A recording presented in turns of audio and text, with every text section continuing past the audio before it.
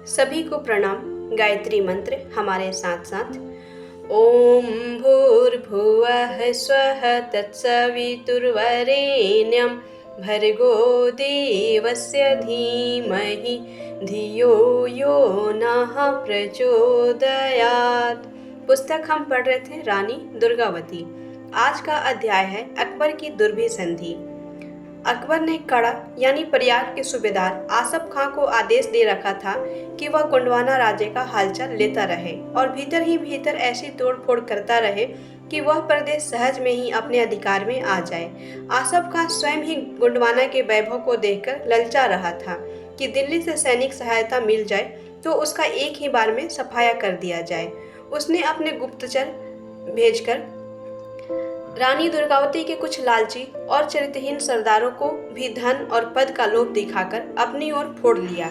इतनी तैयारी की खबर पाकर अकबर युद्ध का बहाना ढूंढने लगा। उसने सुन रखा था कि गढ़मंगला का पुराना मंत्री आधार सिंह बड़ा योग्य और स्वामी भक्त है और रानी की सफलता में उसका बड़ा हाथ है। बस उसने एक चाल सोची और दूत के हाथ एक पत्र दुर्गावती को भेजा कि वह मंत्री आधार सिंह को दिल्ली भेज दे, जहां उससे कुछ शासन संबंधी कार्य कराया जाएगा। अकबर का वास्तविक इरादा यह था कि अगर रानी आधार सिंह को भेजने से इनकार करेगी तो इसी बहाने उस पर चढ़ाई कर दी जाएगी और यदि वह दिल्ली आ गया तो उसे हर तरह का लालच दिखाकर अपनी ओर मिला लिया जाएगा और उसी को आगे करके गोंडवाने पर आक्रमण किया जाएगा, जिससे वहां की प्रजा में भी फूट पड़ जाए।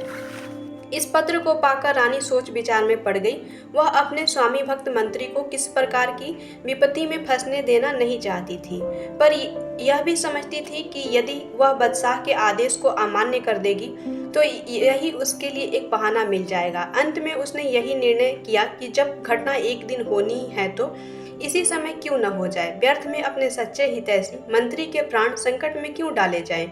पर आधार सिंह ने स्वयं इस विचार से असहमति प्रकट की। उसने कहा कि अगर मेरे वहां जाने से यह बला टल जाए तो इससे अच्छा क्या होगा। मैं कोई बच्चा या नमक हराम तो हूँ नहीं कि मुझे अकबर अपनी तरफ मोड़ ले।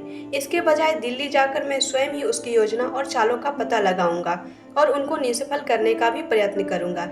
मैं आपके स्वाधीनता प्रेम का जिक्र उसके सामने अच्छी तरह कर दूंगा और समझा दूंगा कि गोंडवाना को जीतना उतना सहज नहीं है जितना उसने समझ रखा है। अगर वह किसी तरह मान जाए तो अच्छा ही है, अन्यथा अपनी मातृभूमि की रक्षा के लिए प्राण देना तो प्रत्येक स्वामी अभिमानी पुरुष का कर्तव्य ही है।